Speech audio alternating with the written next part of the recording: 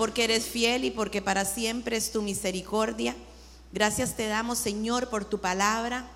Gracias te damos, Señor, porque nos das herramientas, porque nos equipas, Señor, para la buena batalla de la fe.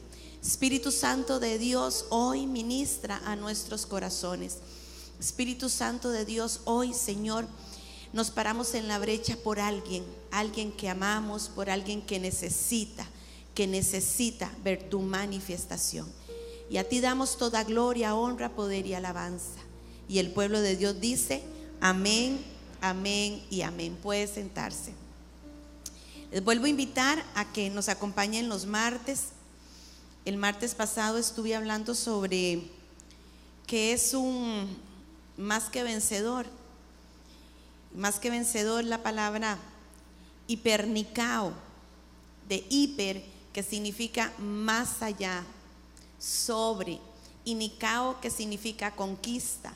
Un más que vencedor es aquel hombre y aquella mujer que está capacitado para obtener la victoria en cualquier batalla. Una victoria que nada ni nadie le puede quitar. Y nosotros somos más que vencedores en Cristo Jesús. Amén. Amén. Estuve compartiendo, mujeres, acerca de la fe de Rahab también. Y fue una noche muy linda. Nos estamos reuniendo arriba. Y bueno, gracias al Señor que Él nos habla a través de su palabra. Amén. Estamos viviendo tiempos difíciles. Y si nosotros no hacemos uso de lo que está en la palabra del Señor, difícilmente vamos a poder salir vencedores por estos mismos tiempos que estamos viviendo. Muy bien. Hoy quiero hablarles acerca de una mega fe. Estábamos hablando la semana pasada que la mega fe, la mega pistis, es aquella fe que no solamente cree, sino una fe que se acciona. Una fe que es grande para conquistar grandes batallas. Y yo quiero que vayamos al libro de Lucas, los capítulos del 1 al 10, del 1 al 10, y voy a permitirme leer para ustedes. Dice así en la versión Reina.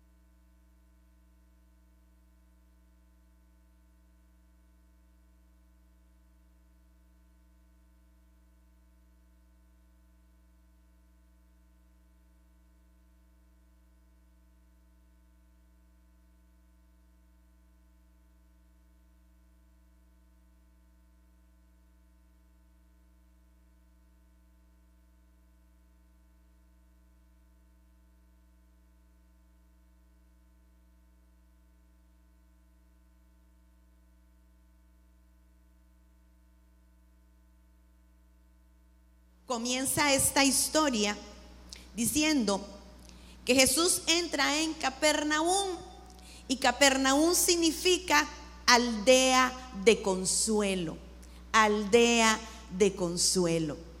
Y va a Capernaum justamente porque en Capernaum encuentra fe. Y si usted estudia los milagros de Jesús, usted se va a dar cuenta que en Capernaum Él hizo un montón de milagros. Establece en Capernaum, por decirlo así, su centro de operaciones. Y mire qué tremendo, porque él estaba en Nazaret y de Nazaret se va. Porque acordémonos también que en Nazaret él no encuentra la fe necesaria para producir milagros. Porque la fe es el imán de lo sobrenatural.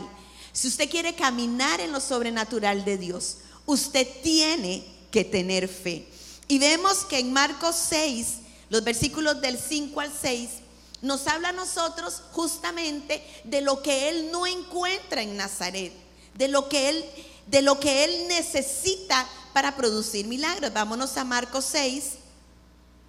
Marcos 6, los versículos del 5 al 6. Marcos 6, los versículos del 5 al 6. Ahí está hablando acerca de cuando Jesús está en Nazaret. Dice: y no pudo hacer allí ningún milagro, salvo que sanó a unos pocos enfermos, poniendo sobre ellos las manos. Y estaba asombrado de la incredulidad de ellos.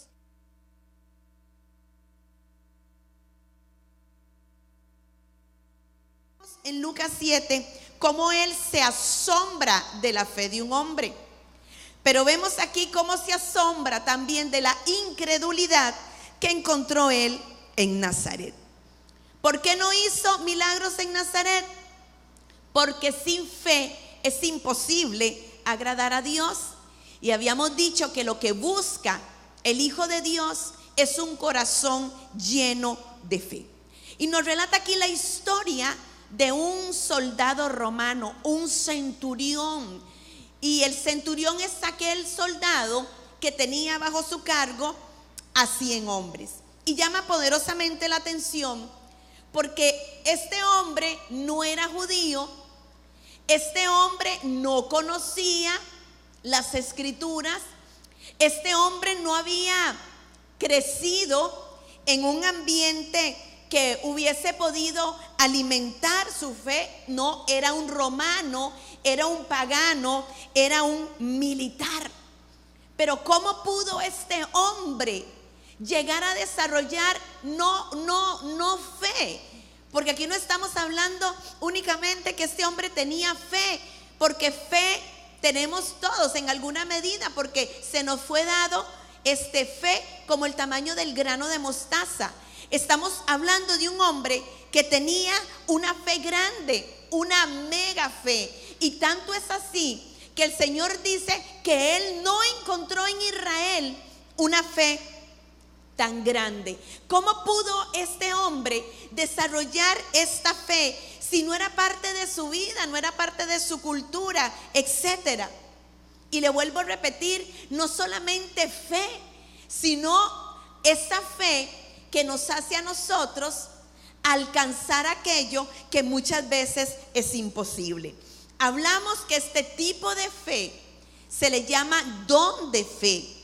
Y si usted necesita el don de fe, usted lo puede pedir y lo va a recibir, porque es una fe sobrenatural que consiste en confiar en Dios aunque se nos esté presentando un panorama totalmente contrario. Es la fe que se necesita para que las montañas se muevan. Es la capacidad de aferrarse a Dios sin que nada nos mueva de esta posición. Que a usted le dicen que no, usted dice: pues yo sé que Dios dijo que sí. Si a usted le dicen se acabó, usted dice: pues yo sé quién puede volver a empezar. Si a usted le dicen ya usted no califica, usted sabe para quién usted sí califica. Esa fe, le vuelvo a repetir, grande y maravillosa, que nos hace aferrarnos a la palabra de Dios.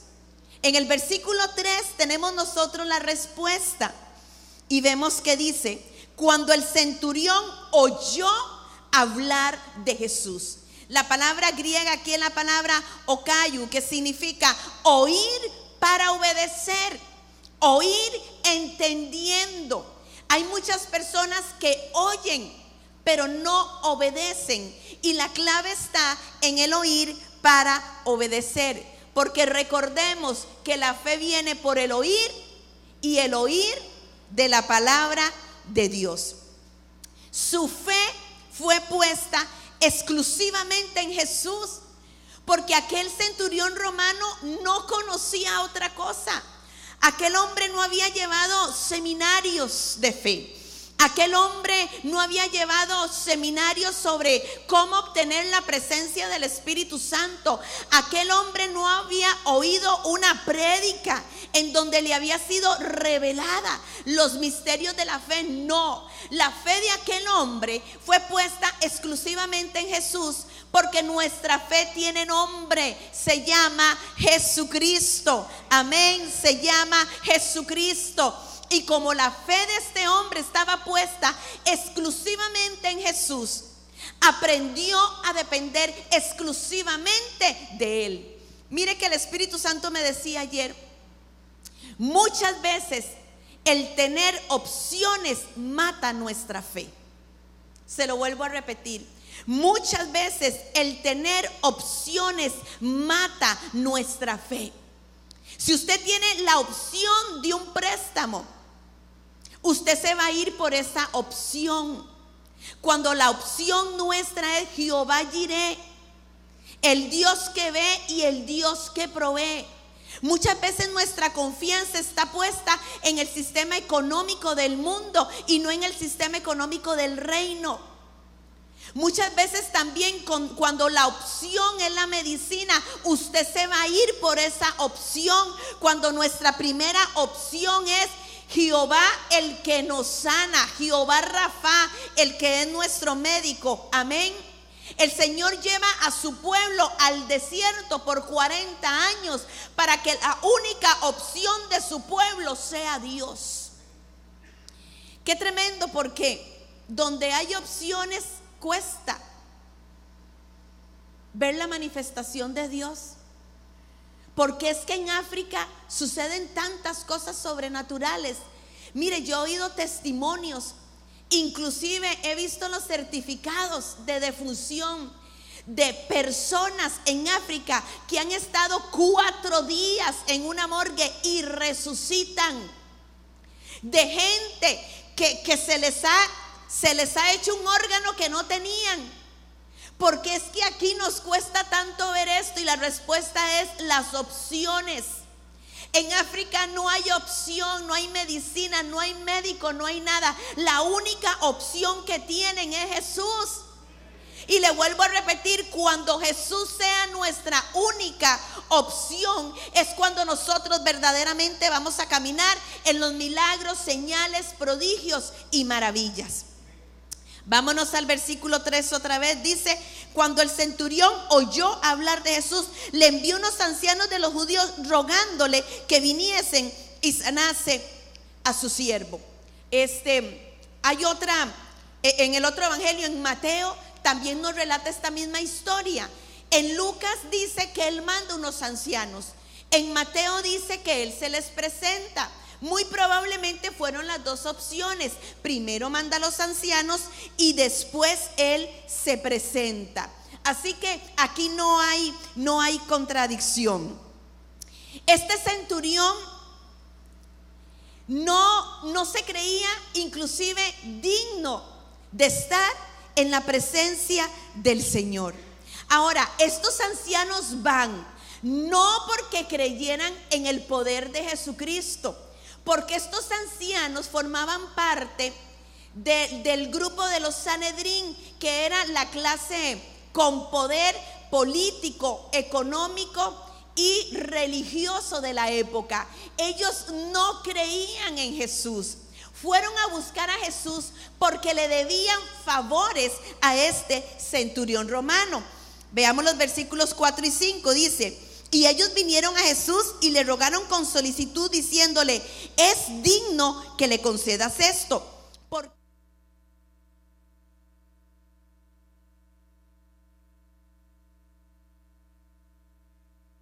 Mire qué tremendo.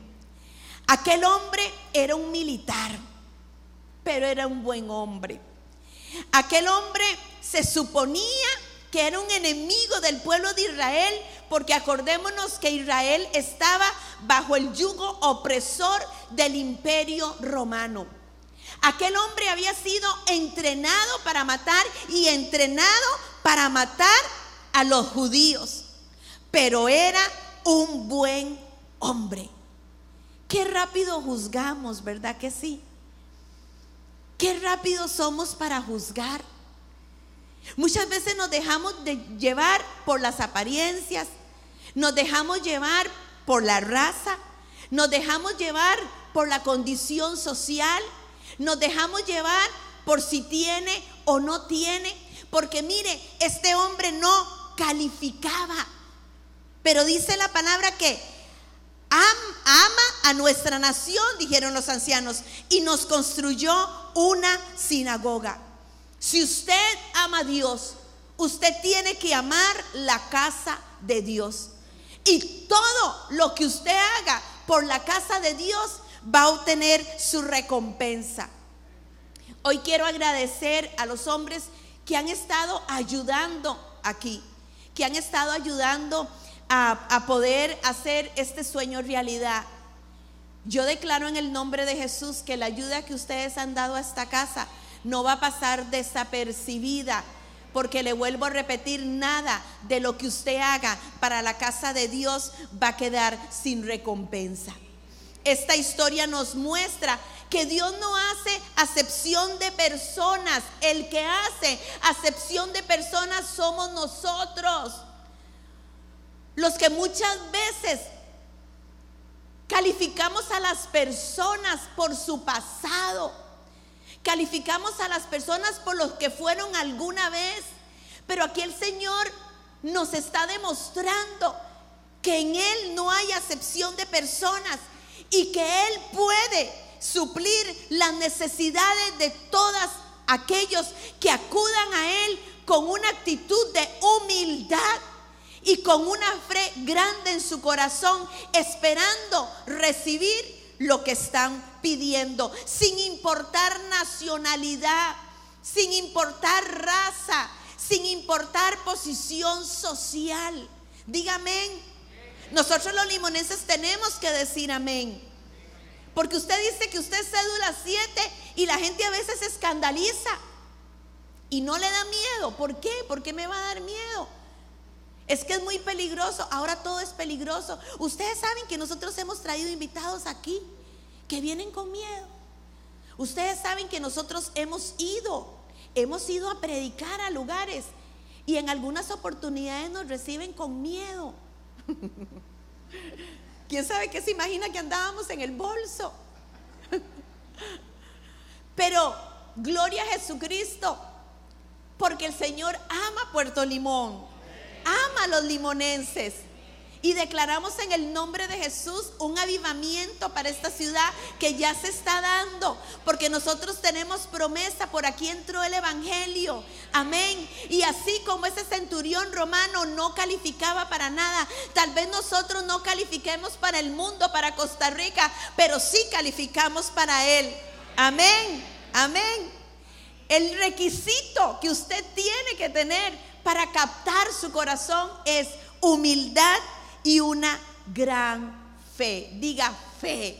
Diga, yo tengo megapistis. ¿Cuál era la petición de este hombre? Vamos al versículo 2, dice: y el siervo de un centurión, ¿a quién es?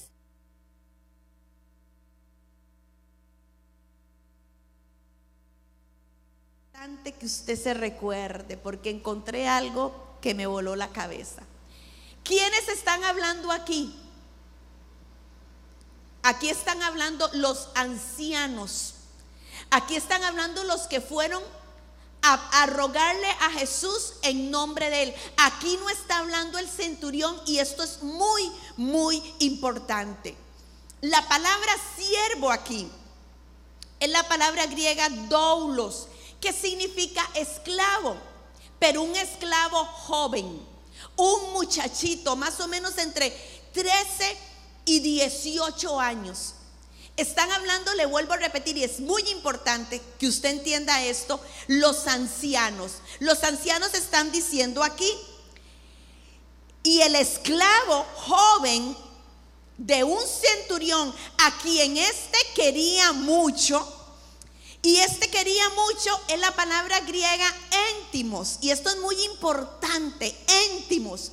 Íntimos significa algo muy, muy querido, algo sumamente valioso. Es decir, este muchacho no era que al centurión le caía bien, no era que el muchacho era muy buena gente, muy pura vida, y entonces el centurión fue a rogar por él. No. Estamos hablando que este muchacho era muy, muy, muy amado por el centurión, que este muchacho era muy valioso para aquel hombre.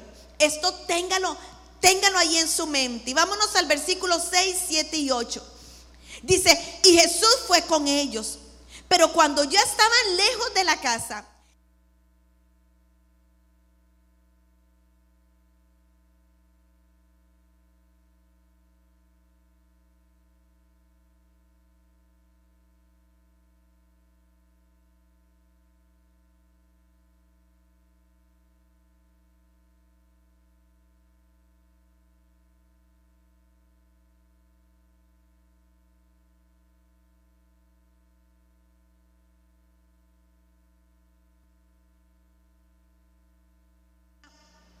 forma de presentarse, porque vemos aquí que aquel hombre reconocía la autoridad,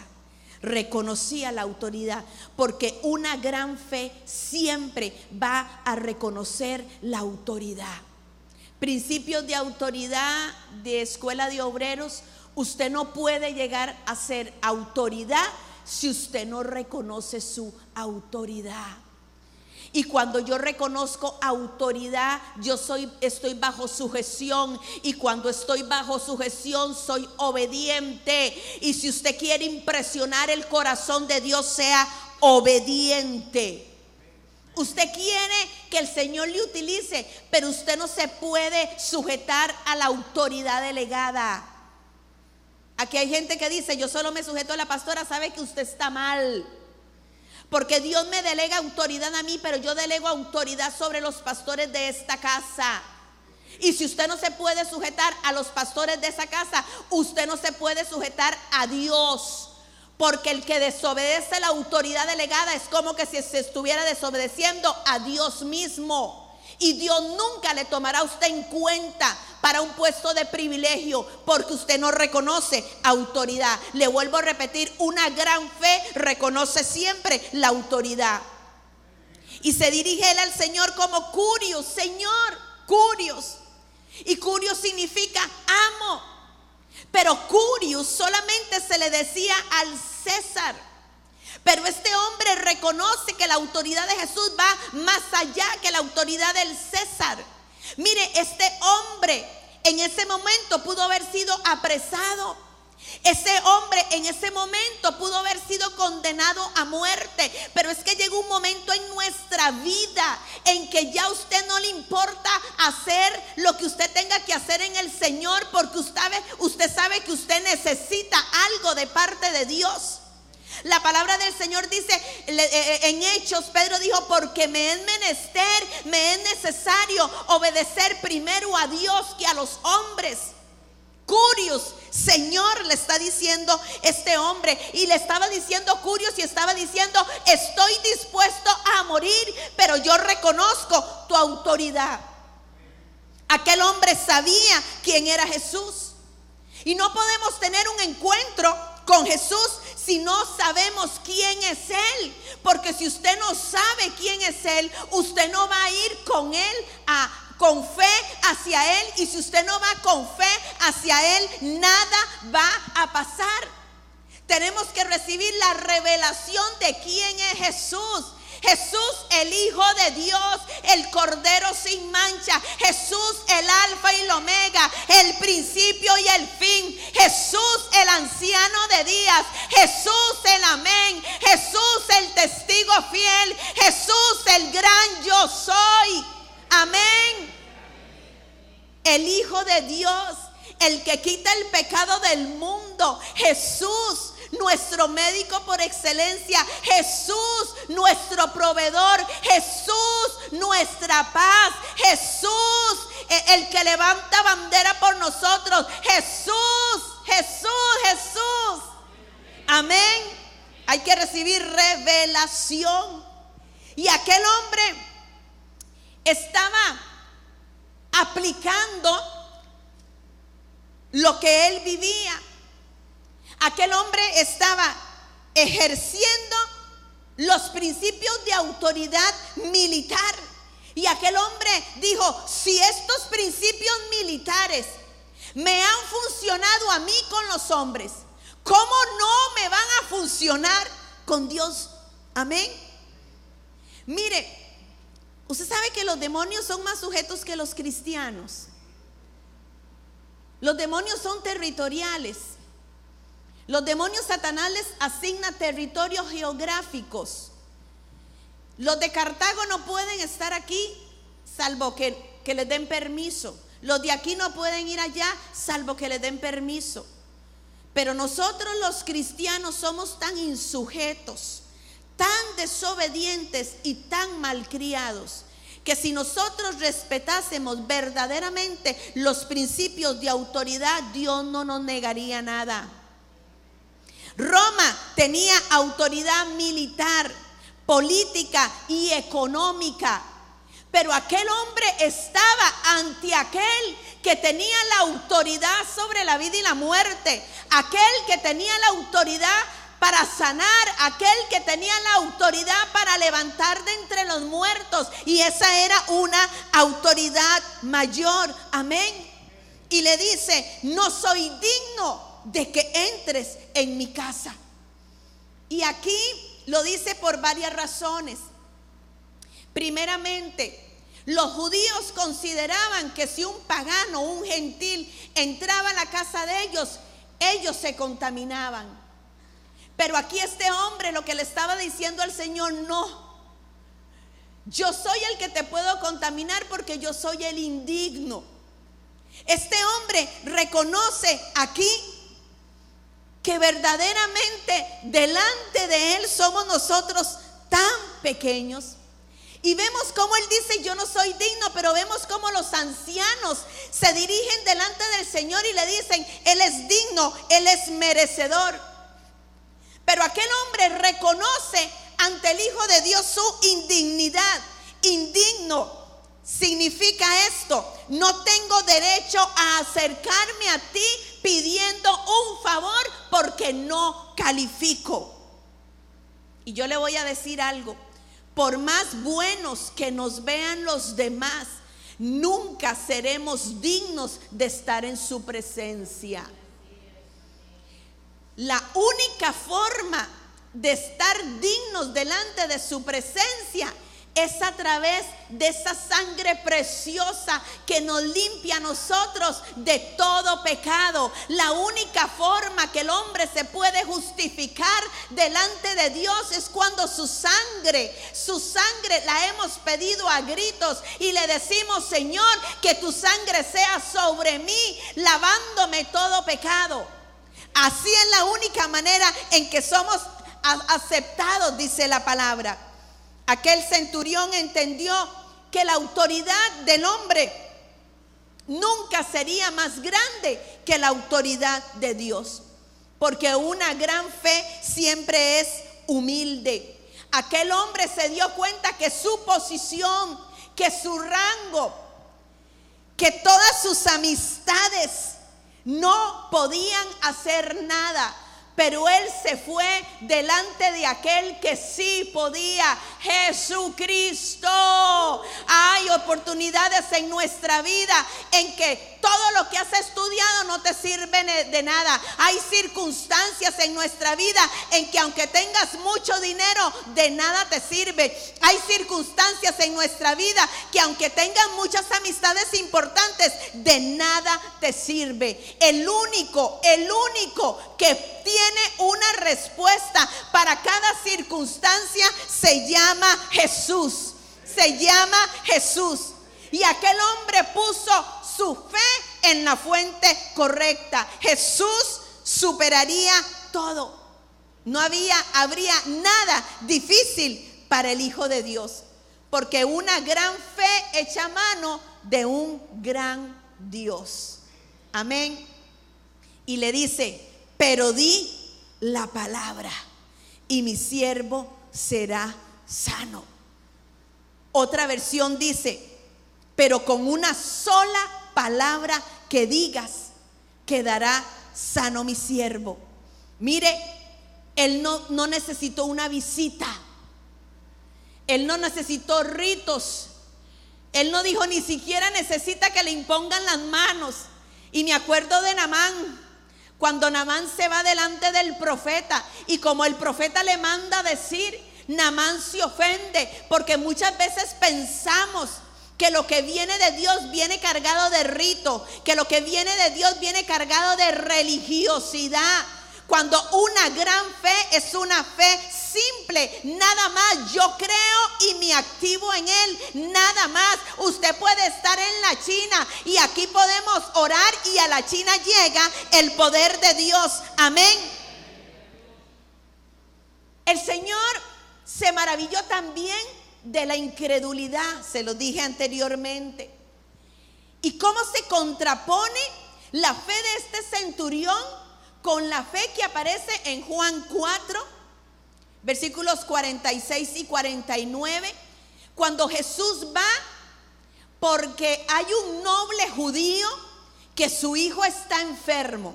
Vámonos, por favor, a Juan 4,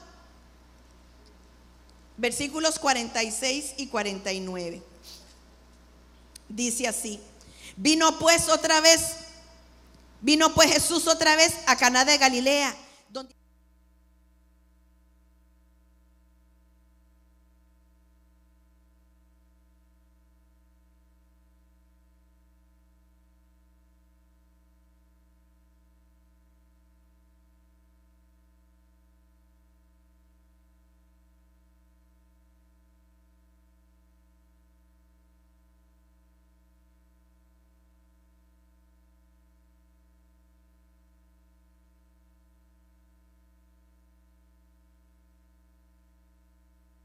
un noble judío. Este conocía las escrituras. Este había tenido la tradición de esperar al Hijo de Dios. Pero él necesitaba que el Hijo de Dios fuera a la casa, impusiera manos, cayeran rayos y centellas y quién sabe qué otras cosas para poder creer en la sanidad del Hijo. Por eso es que Jesús le dice a este hombre, cansado de la incredulidad: si ustedes no ven, no creen.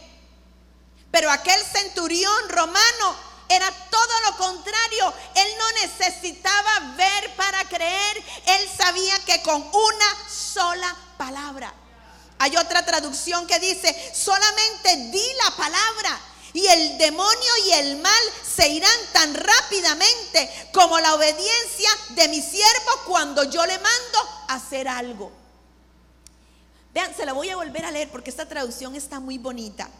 Solamente di la palabra y el demonio y el mal, porque en la antigüedad se creía que toda enfermedad era producto de algún demonio. Dice: solamente di la palabra y el demonio y el mal se irán tan rápidamente como la obediencia de mi siervo cuando yo le mando a hacer algo. ¿Saben qué? Esto es fe. Esto es fe. Y le vuelvo a repetir, la gran fe, la megapistis, muchas veces es una fe sencilla. Es una fe que se cree y se activa. Es un corazón dispuesto a creer, en donde usted no tiene que convencerlo. Mire, hay gente a la cual se le tiene que convencer. No es que usted dure media hora orando, que hable en lenguas, que hable en francés, que hable en alemán, que hable en ruso. Es tan fácil como decir: en el nombre de Jesús, sé sano. Pero nosotros complicamos a Dios. Nosotros hacemos un montón de rituales, un montón de ritos, cuando le vuelvo a repetir, la fe grande es una fe sencilla. Quien tiene una fe grande tiene también una gran actitud de humildad, de audacia y de confianza plena. Aquel hombre fue un osado. Aquel hombre creyó y se activó. Aquel hombre oyó, entendió, oyó para obedecer y fue un osado, porque nunca, jamás en la vida un romano se hubiese atrevido a pedirle ayuda a un judío. Qué tremendo. Y aquí el gran protagonista de esta historia no fue el milagro del muchacho, fue la fe de un hombre que no calificaba, la fe de un hombre que inclusive culturalmente no tenía por qué tener fe, pero la tuvo. Amén. Di la palabra, di la palabra. Siendo él un simple centurión, tuvo autoridad por medio de la palabra. Yo digo que vayan y van. Yo digo que hagan y hacen.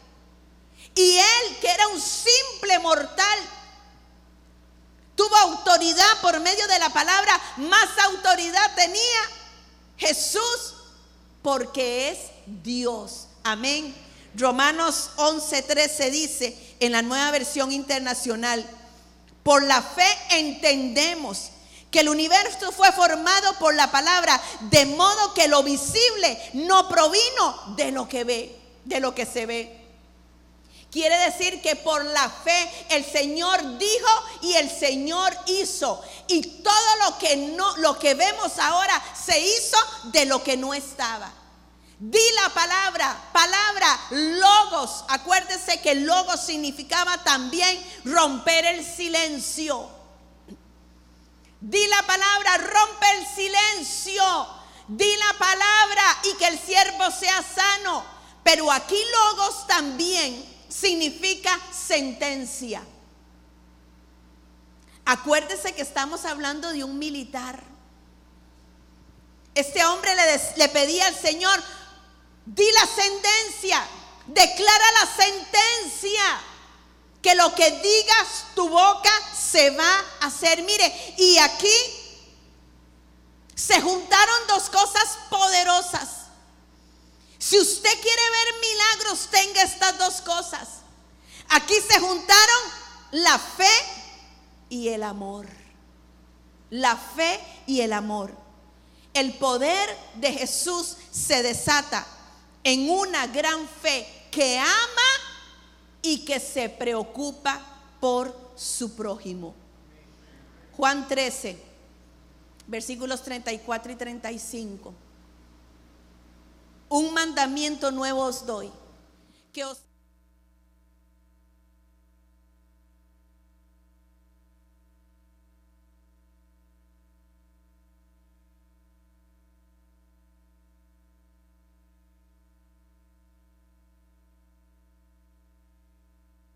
fe y amor para con el prójimo. El poder de Dios se manifiesta en una fe grande que otorga el poder a la palabra de Dios. El poder de Jesucristo como Hijo de Dios se manifiesta en aquel hombre o aquella mujer que tenga una gran fe, pero que ame a su prójimo como a sí mismo. Una gran fe siempre va a producir resultados en un corazón humilde que se sepa indigno de la gracia de Dios. Amén. Mire, ya con esto termino, pero aquí hay algo poderoso. Aquí hay algo poderoso que nos puede cambiar la perspectiva de toda esta historia. Versículo 7. Por lo que ni aún me tuve por digno de venir a ti, pero di la palabra.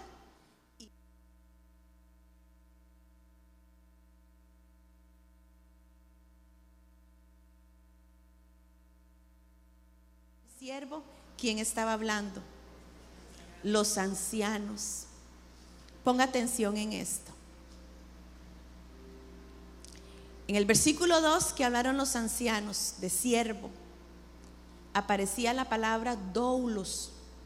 que significa esclavo joven. Pero en este versículo 7, cuando el centurión dice: di la palabra y mi siervo será sano. La palabra siervo aquí, hablada de la boca del centurión, no es la palabra doulos, esclavo joven, es la palabra pais, que denota una afiliación de parentesco.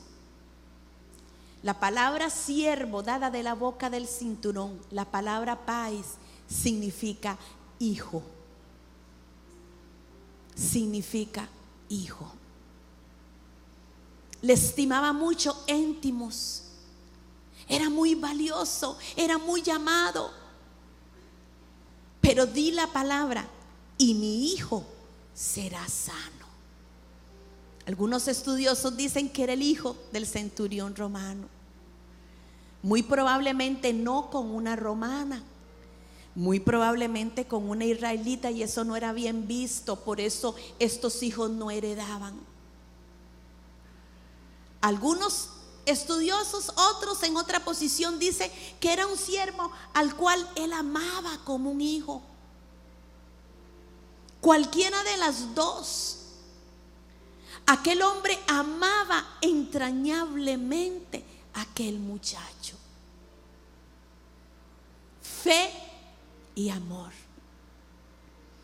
Megapistis y amor por el prójimo. Di la palabra y mi pais y mi hijo será sano. Me preguntan qué pienso, que era el hijo de él.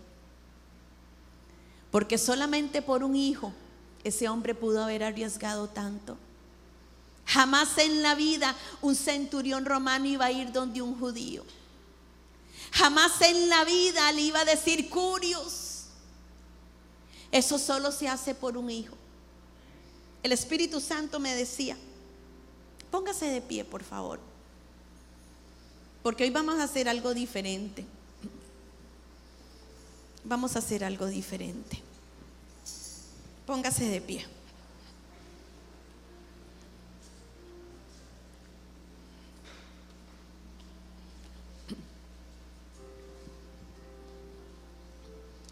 Muchas veces tal vez usted ha pasado aquí al frente por una petición suya. Hoy yo quiero hacer algo diferente. ¿Quién se podría levantar como ese centurión romano por una petición de su prójimo? ¿Quién podría ir delante del Señor por una petición de alguien más, no suya? ¿Quién le clamaría al Señor con una gran fe, pero con un gran amor al prójimo? Y le diría: Curios, amo, Señor, di la palabra para que mi familiar, di la palabra para que mi amigo, di la palabra para que mi hermano, di la palabra y será sano. Di la palabra y ese problema y esa circunstancia van a producir algo extraordinario en esa persona. ¿Se podría usted parar en la brecha por un amigo con una gran fe, pero con un gran amor al prójimo? Podríamos dejar de pensar por un momento en nosotros mismos, en nuestras propias necesidades, y empezar a pensar en las necesidades de nuestro prójimo. Mire qué tremendo, porque en Lucas Jesús no da la palabra en Lucas. Jesús no da la palabra en Lucas. Revise. Lo que sale de la boca de Jesús en Lucas es: no he visto fe más grande en todo Israel que como la de este hombre. En Mateo sí. En Mateo le dice algo así como: por lo que has creído te sea hecho. Nada más dio la palabra y aquel hombre creyó por su país, que yo pienso que verdaderamente era el hijo. ¿Quién se puede levantar aquí y levantar clamor por un amigo? levantar clamor por un familiar? ¿Quién aquí por un momento se puede olvidar de lo que está pasando para ponerse en la brecha por lo que está pasando otra persona? ¿Quién hoy puede clamar con fe y tal vez llorando por otra persona, pero sabiendo que va a celebrar con esa persona también? Porque si Dios lo hizo con este amigo, con este hijo, con este familiar del centurión romano, por la fe de él, hoy por la fe suya, Dios lo puede hacer con esa persona. Y me acuerdo de aquel milagro, de aquel cuadrapléjico, que 4 amigos lo llevaron. Bueno, no dice que eran 4, creo, pero se necesitaban 4 para levantar aquella cama. Y como no encontraron cómo entrar a aquella casa, se subieron al techo, hicieron un boquete y por ahí lo bajaron. ¿Podría usted hacer lo mismo por un amigo? ¿Podría usted hacer lo mismo por un familiar? ¿Podría usted hoy tener la fe para esa persona y decirle: di una palabra, Señor? Una palabra es lo que necesitamos. Una palabra que salga de tu boca es lo que estamos necesitando para esa persona.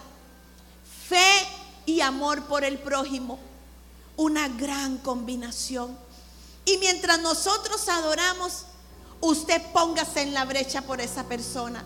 Empiece a interceder por esa persona. Es más, haga un compromiso de oración todos los días. Voy a orar por esa persona hasta que yo vea el milagro hacerse, hasta que yo vea la respuesta de Dios. Levante clamor. Levante clamor por ese amigo, por ese hijo, por ese familiar, por esa persona. Se necesita uno que crea. Tal vez tu amigo, tu familiar no tiene la fe, pero usted sí la tiene. La palabra no dice que el siervo tenía fe, la fe fue del centurión. Lo que Dios necesita tal vez es tu fe. Es tu fe para mover esa circunstancia, para cambiar esa situación. Si fuiste tú